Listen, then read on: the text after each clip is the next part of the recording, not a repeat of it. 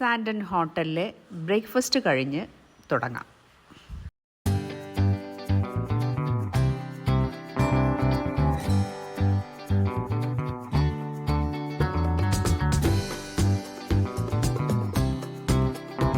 ഇന്ന് ഞങ്ങൾ ജോഹന്നാസ്ബർഗ് വിടുകയാണ്. സൗത്ത് ആഫ്രിക്കയുടെ സൗത്ത് എൻഡിലുള്ള ഹാർബർ ടൗൺ മോസൽബേയിലേക്കാണ് പോകുന്നത്.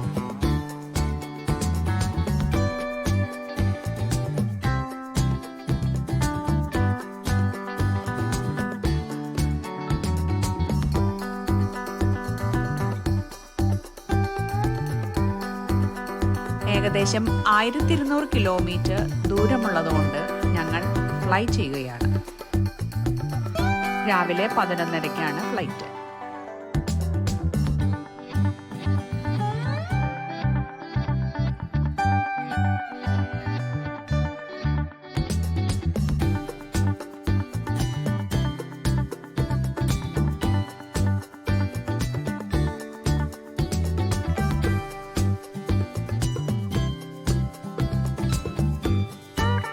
ജോർജ് എയർപോർട്ടിലാണ് ലാൻഡ് ചെയ്യുന്നത്.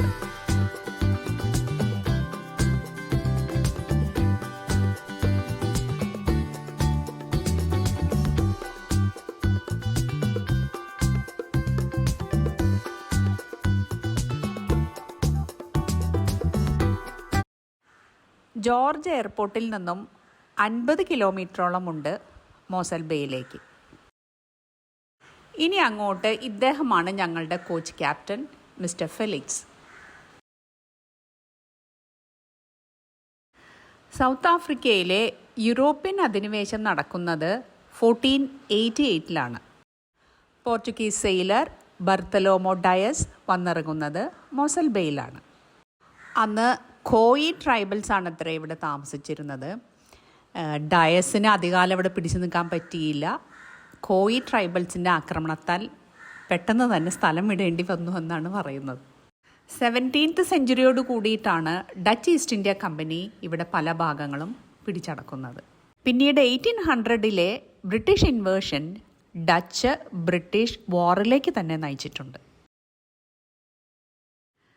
നമ്മൾ ഹോട്ടലിൽ എത്തിക്കഴിഞ്ഞു. ഹോട്ടലിൻ്റെ പേര് തന്നെ ഡയസ് ഹോട്ടൽ ആൻഡ് റെസ്റ്റോറൻ്റ് എന്നാണ്. മനോഹരമായൊരു ബീച്ച് സൈഡ് ഹോട്ടലാണിത്. സമയം ഉച്ചയ്ക്ക് 2 മണി കഴിഞ്ഞിട്ടുണ്ട്. ലഞ്ച് ഹോട്ടലിലെ റെസ്റ്റോറൻറ്റിൽ നിന്ന് തന്നെയാണ്.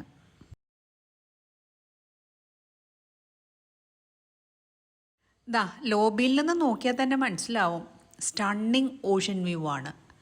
ഡയറക്റ്റ് ബീച്ച് ആക്സസ് ഉള്ള ഒരു ഹോട്ടലാണിത്.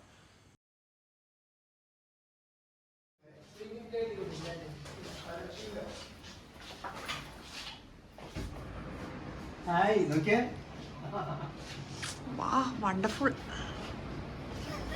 4th ഫ്ലോറിലെ ഞങ്ങളുടെ റൂമിൻ്റെ ബാൽക്കണിയിൽ നിന്നുള്ള കാഴ്ചയാണിത്.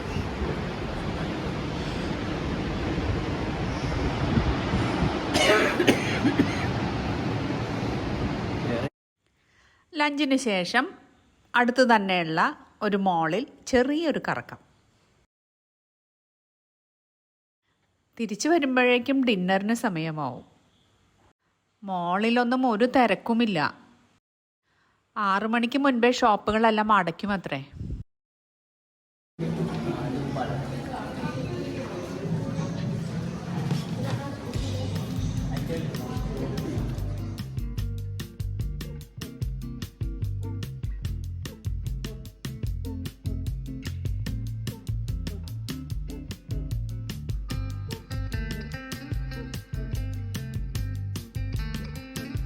കുറച്ച് ദിവസത്തിന് ശേഷം ഇന്ത്യൻ ഫുഡ് ലഭിച്ചതിൻ്റെ ഒരു ആക്രാന്തം എല്ലാവർക്കും ഉണ്ടായിരുന്നു.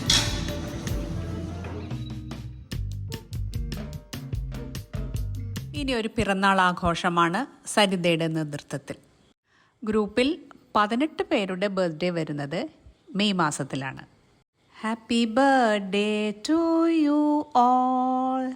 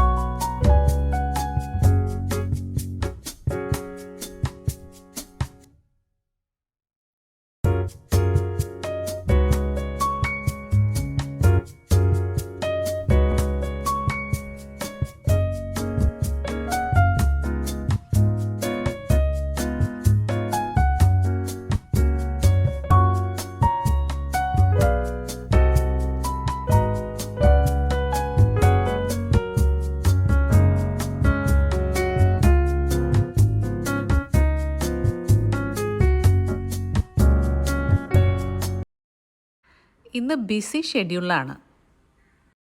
ബ്രേക്ക്ഫാസ്റ്റിന് ശേഷം Cango caves, safari ostrich farm, പിന്നെ ഒരു വ്യൂ പോയിൻ്റ്.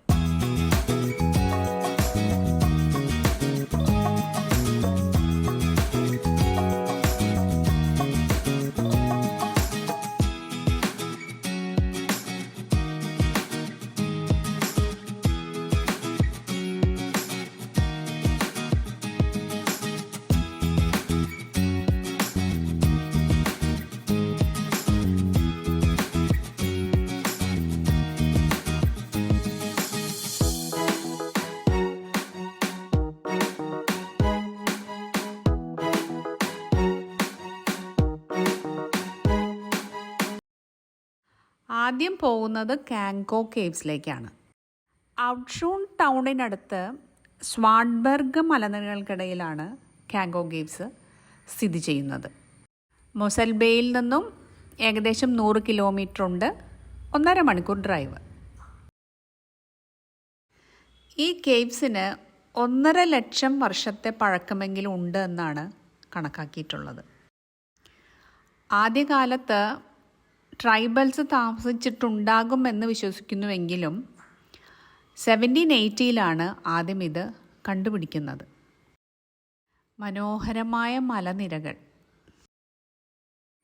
കാങ്കോ കേവ്സ് എത്തി. 2 പേർ ആദ്യമേ വന്നിരിപ്പുണ്ട്. അതാ കേവിൻ്റെ പ്രൊട്ടക്ഷന് വേണ്ടിയിട്ട് കുറച്ച് റെസ്ട്രിക്ഷൻസ് എല്ലാം ഇവിടെ വെച്ചിട്ടുണ്ട്. കേവിലേക്ക് കടക്കുന്നതിന് മുൻപായിട്ട് കുറച്ച് ഫോട്ടോ എക്സിബിഷൻസും നമുക്ക് കാണാം.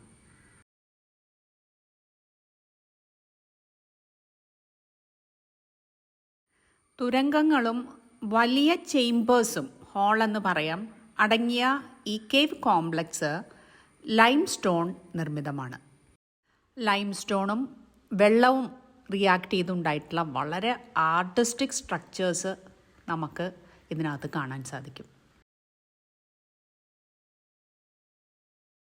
ഇത് അവിടെ താമസിച്ചിരുന്ന ട്രൈബൽ കമ്മ്യൂണിറ്റിയുടെ ഒരു മിനിയേച്ചർ രൂപമാണ്.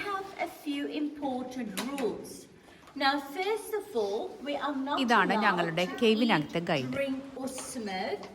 And because this is a limestone cave, we are not allowed to touch, to climb on, or to leave. ആ ഒരു തുരങ്കത്തിലൂടെ നമ്മൾ താഴേക്ക് ഇറങ്ങുകയാണ്.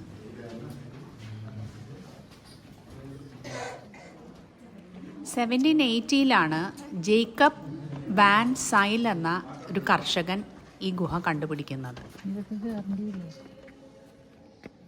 അദ്ദേഹം വന്നിറങ്ങുമ്പോൾ ഈ ഗുഹ ഇതുപോലെ കൂരിരുട്ട് നിറഞ്ഞതായിരുന്നു എന്നാണ് അവർ പറയുന്നത്. കേവ്സിൻ്റെ വാൾസ് നോക്കൂ.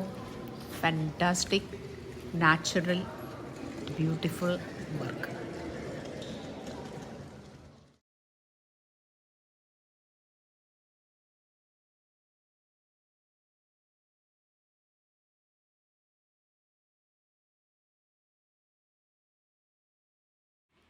ഈ ഹാളിന് ആ ഫാർമറുടെ പേര് തന്നെയാണ് ഇട്ടിരിക്കുന്നത്, സൈൽ ഹാള്.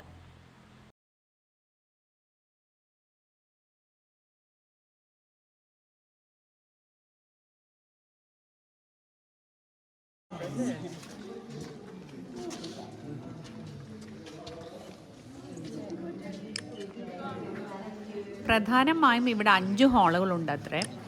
ഇത് അടുത്ത ഹാളാണ്. എല്ലാ ഹാളിൻ്റെയും ചുമരുകൾ ഇതുപോലെ വളരെ മനോഹരമാണ്, നമ്മൾ അത്ഭുതപ്പെടുത്തും. ഇതാ റോഡ് പോലെ താഴോട്ട് നിൽക്കുന്ന ഈ ഡ്രിപ്പ് സ്റ്റോണിനെ ക്ലിയോപാട്രാസ് ലൈം സ്റ്റോൺ എന്നാണ് വിളിക്കുന്നത്.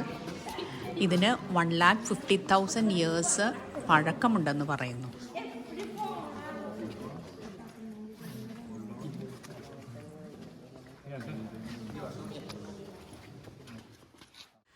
നാല് കിലോമീറ്ററോളം നീളമുള്ള ഈ കേവിൻ്റെ 1/4 ഭാഗം മാത്രമേ വിസിറ്റേഴ്സിന് അനുവദിച്ചിട്ടുള്ളൂ.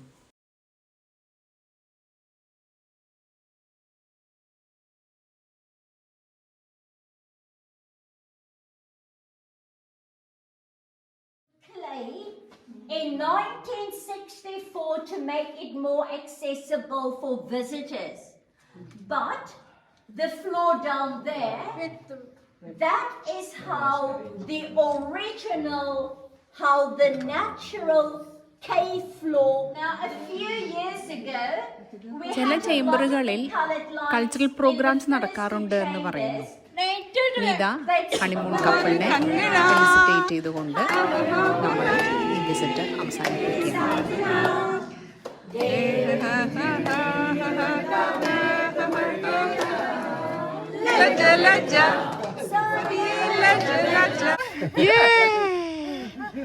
Okay, come.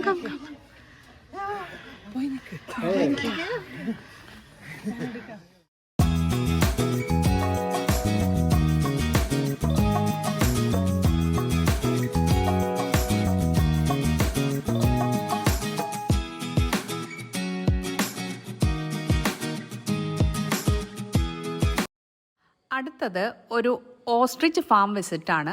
Safari ostrich farm. Cango കേവ്സിനടുത്ത് തന്നെ ഔട്ട്ഷൂണിൽ തന്നെയാണ് ഇതുള്ളത്. ഞങ്ങൾക്ക് ലഞ്ച് ഇന്നിവിടെ നിന്നാണ്. തീർച്ചയായിട്ടും ഓസ്ട്രിച്ച് മീറ്റ് സ്പെഷ്യൽ ഡിഷായിട്ടുണ്ട്. ഇവർ പറയുന്നത് ഇവിടെ ഏറ്റവും ഡിമാൻഡ് ഓസ്ട്രിച്ച് മീറ്റിനാണ് എന്നാണ്. ചിക്കനേക്കാൾ ലോ ഫാറ്റാണ് അത്രേ ഓസ്ട്രിച്ചിന്. സ്റ്റാർട്ടറിന് ശേഷം main course with ostrich meat എത്തിക്കഴിഞ്ഞു.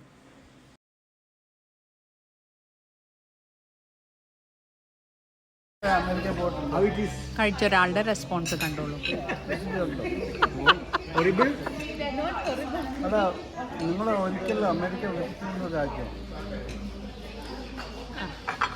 But like the fillet and the ostrich is only about 20. 20. Yeah. But we eat the stomach, we eat the heart, everything. Yeah. ഇനി ഓസ്ട്രിച്ചുകളുടെ ഇടയിലൂടെ ഒരു കറക്കം. So ostriches can't fly, so they chase from. അടുത്തത് ഓസ്ട്രിച്ചുകളെ feed ചെയ്യുന്ന കോലാഹലമാണ്. പേടിച്ചിട്ട് ആരെങ്കിലും പൊട്ടിച്ചിരിക്കുന്നത് കണ്ടിട്ടുണ്ടോ നിങ്ങൾ? എങ്കിൽ ഇപ്പോൾ കേട്ടോളൂ.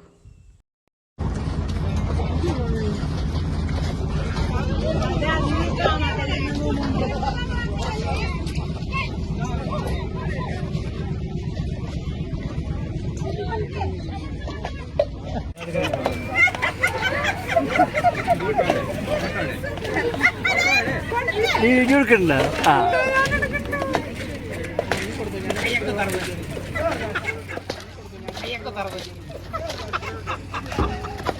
ഇതേത് മേടിക്കണെന്ന് പറഞ്ഞ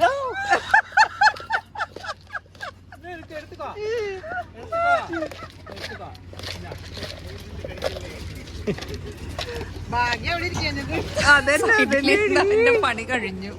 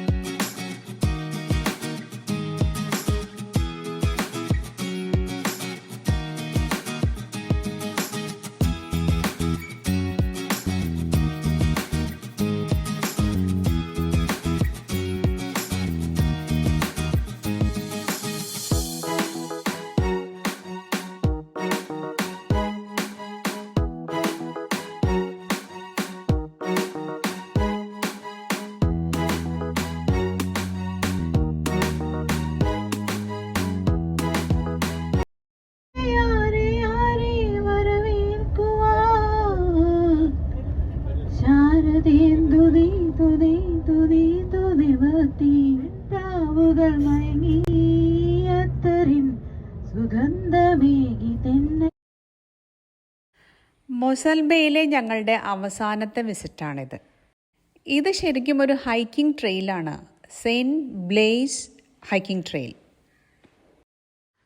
ഏകദേശം 13 കിലോമീറ്ററോളം ഒരു കോസ്റ്റൽ പാത്തുണ്ട് അത്രേ. നമ്മൾക്ക് നടന്നു പോകാം. പക്ഷെ നമുക്ക് അതിനൊന്നും സമയമില്ലാത്തത് കൊണ്ട് കുറച്ച് ദൂരം മുകളിലോട്ട് കയറി സ്റ്റോപ്പ് ചെയ്ത് തിരിച്ചു വന്നു. ഇതാ തൊരപ്പനാണെന്ന് തോന്നുന്നുണ്ട്. ഞങ്ങളെ നോക്കി പേടിപ്പിക്കുന്നുണ്ട്.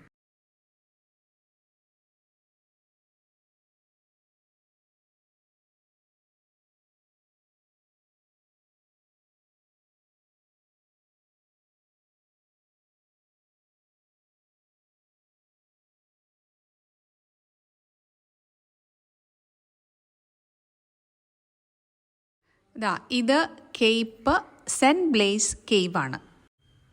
80,000 ഇയേഴ്സ് പഴക്കമുണ്ട് അത്രേ ഇതിന്. ഞങ്ങൾ അവിടെ നിന്ന് കുറച്ചുകൂടെ മുകളിലേക്ക് പോയി സ്റ്റോപ്പ് ചെയ്തു.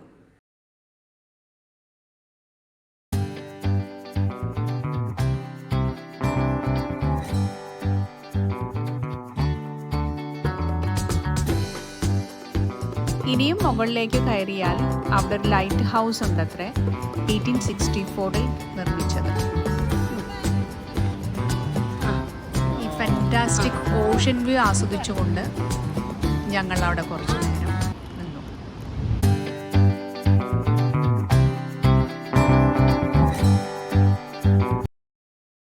ഇത് സൗത്ത് ആഫ്രിക്കയുടെ ഇന്ത്യൻ ഓഷ്യൻ തീരമാണ്. നാളെ കേപ്പ് ടൗൺ ആണ് ഡെസ്റ്റിനേഷൻ. ബ്രേക്ക്ഫാസ്റ്റിന് ശേഷം ചെക്കൗട്ടാണ്. കേപ്പ് ടൗൺ അറ്റ്ലാന്റിക് ഓഷ്യൻ തീരത്താണ്.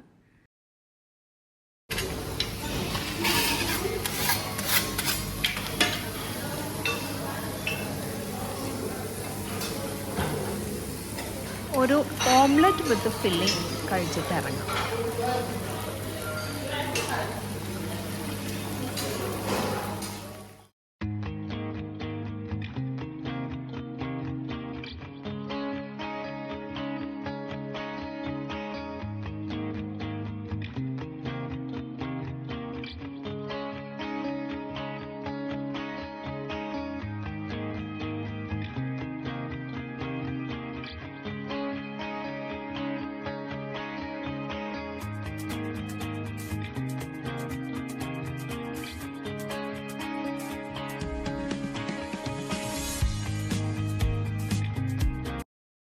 സൗത്ത് ആഫ്രിക്കയിൽ എപ്പാർത്തൈഡ് നിർത്തലാക്കി ബ്ലാക്ക് ലെഡ് ഗവൺമെൻറ് വന്നിട്ട് 30-ലധികം വർഷം കഴിഞ്ഞു. 91% പോപ്പുലേഷൻ ഷെയർ വരുന്ന ബ്ലാക്സിൻ്റെ സോഷ്യോ എക്കണോമിക് സ്റ്റാറ്റസ് ഇപ്പോഴും വളരെ താഴെയാണ്. 41% ആണ് അവരുടെ ഇടയിൽ അൺഎംപ്ലോയ്മെൻറ്റ്. അതേസമയം 9% മാത്രം വരുന്ന വൈറ്റ്സിനിടയിൽ 7.5% ഓൺലി. ഒരു ആവറേജ് ബ്ലാക്ക് ഫാമിലിയുടെ 3 ഇരട്ടിയാണ് ഒരു ആവറേജ് വൈറ്റ് ഫാമിലിയുടെ ഇൻകം അത്രേ. സൗത്ത് ആഫ്രിക്കയുടെ നോർത്ത് സൗത്ത് ഭാഗങ്ങളിൽ യാത്ര ചെയ്തപ്പോൾ ഞങ്ങൾക്കത് തികച്ചും മനസ്സിലാക്കാനായിട്ട് സാധിച്ചു. ഞങ്ങളുടെ ഗൈഡ് പറയുന്നത് ഗവൺമെൻറ് തലത്തിൽ അമിതമായിട്ടുള്ള കറപ്ഷൻ ഉണ്ടെന്നാണ്.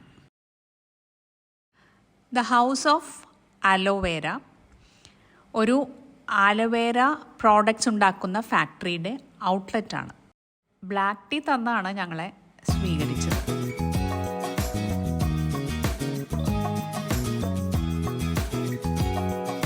എല്ലാവരും ഏതെങ്കിലുമൊക്കെ പ്രോഡക്റ്റ് വാങ്ങിയിട്ടുണ്ട്.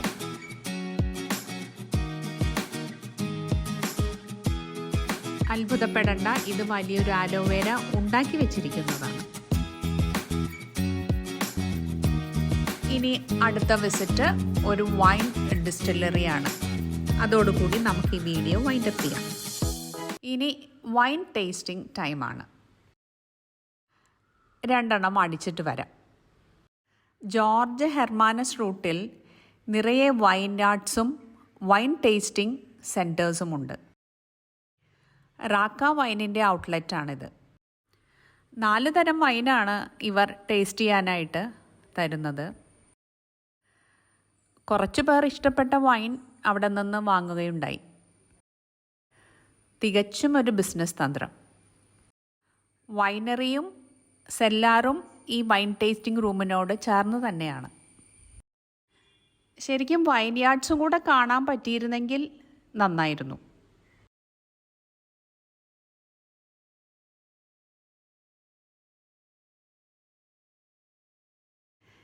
ഇനി ഒരു റിവ്യൂ കേട്ട് നോക്കൂ.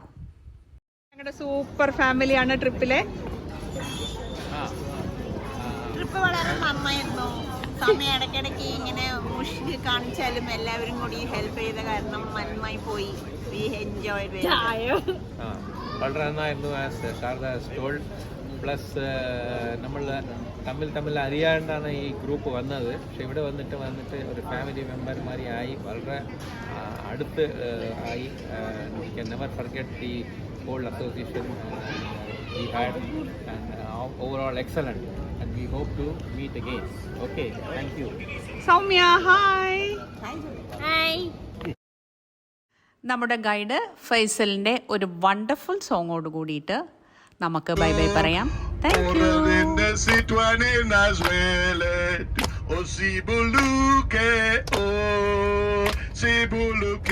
Si tabasa, yeah, tu